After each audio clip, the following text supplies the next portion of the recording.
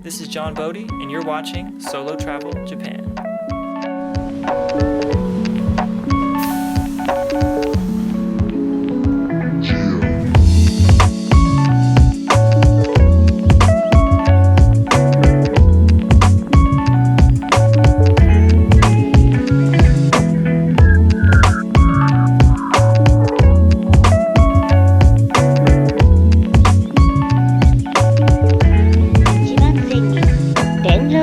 が到着します。危険ですから白線の内側でお待ちください。 What's up, everybody? So last time we left off on the big island of Hawaii. That's currently where I live and work full-time as a filmmaker and photographer. I haven't had any time to travel because I've been filming so many dang weddings, but last October I finally got a chance to escape the island and go visit Japan.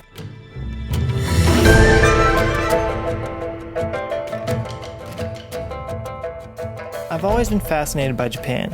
When I was younger, I was obsessed with the anime series Samurai Champloo. I had dreams of wandering the Japanese countryside, getting in samurai sword fights, eating mochi dumplings, and slurping down steamy hot bowls of ramen. Did my dreams come true? Not really. Hopefully in this video I can give you some insight by sharing my experience solo traveling Japan for 3 weeks. So let's get into it.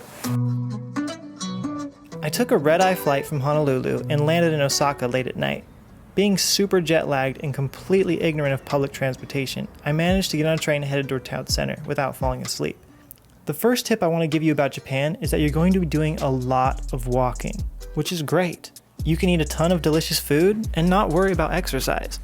But with that said, make sure you bring some really comfortable shoes. Trust me, you have been warned. I enjoyed walking around Osaka. I feel like Osaka is just a great place to eat, shop, stay out late, and drink beer. I did find a cool spot for some Instagram photos, but like everywhere with a view, there's going to be a crowd. And like I always say in all my videos, the world is a tourist destination. There ain't no way around it. Next stop was Kyoto.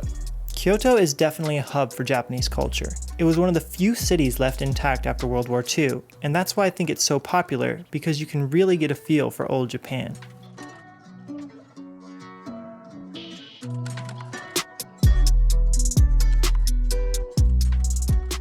In Kyoto, you'll find old wooden buildings, amazing temples, and a vibrant urban culture.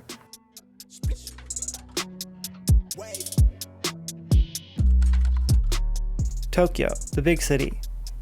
I was only in Tokyo for a couple days, so I can't really say much. Big city, a lot of people, nice trains. I did find this amazing bakery with baked goods to die for. I was in coffee pastry heaven. I also visited Shimino Kitsawa. I probably butchered that name.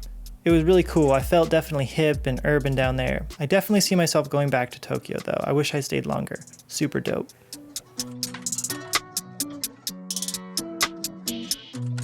Next stop was Nikko. Now this was my second favorite spot of the whole trip. Nikko was a small town a couple hours outside of Tokyo that has beautiful historic temples, lush mountain environments, and steamy, relaxing onsens, aka bathhouse.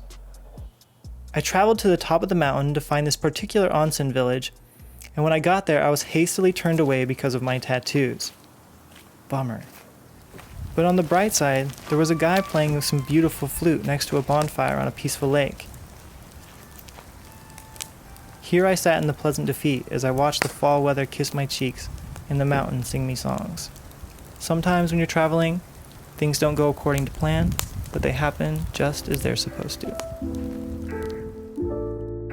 After Nikko, all my plans got canceled because of an incoming superstorm that was heading straight for Japan.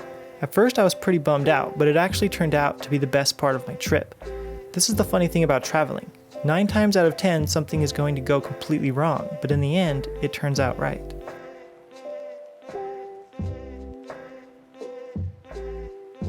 After getting stranded at a random train station, being stressed out for a couple days, pissed off, wanting to go home, I got my phone out and tried to find the closest onsen where I could get one real bathhouse experience before heading home. Magically, I found one train line that operated during the hurricane that took me to a small mountain village called Kinosaki Onsen. Kinosaki Onsen was one of my favorite experiences on the whole trip. I loved walking across the cobblestone bridges, drinking beer, eating mochi. and relaxing in one of the 7 public onsens that don't require you to not have tattoos. All I can say is thank you. I'm so stoked. It was the best way to end my trip. Thank you so much.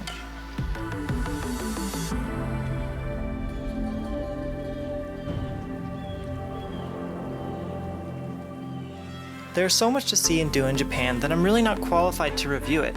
Japanese society is on a whole different level when it comes to technology, efficiency, and cleanliness.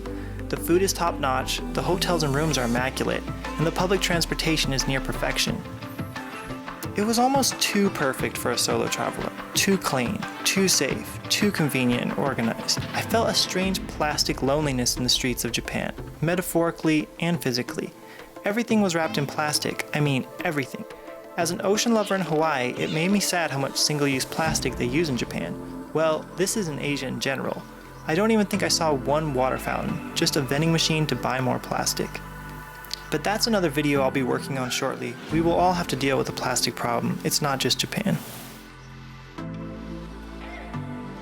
To be honest, I didn't think I was going to make this Japan travel video.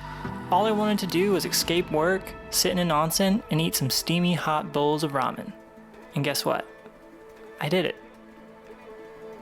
Arigatou gozaimasu.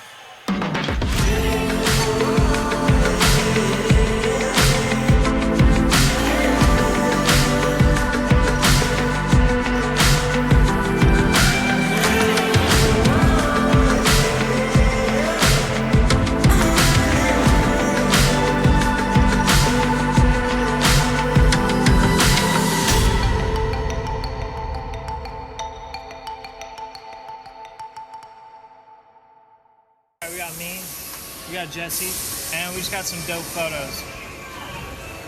Check it out. Yeah. When it's ready. When we drop them. When it's ready.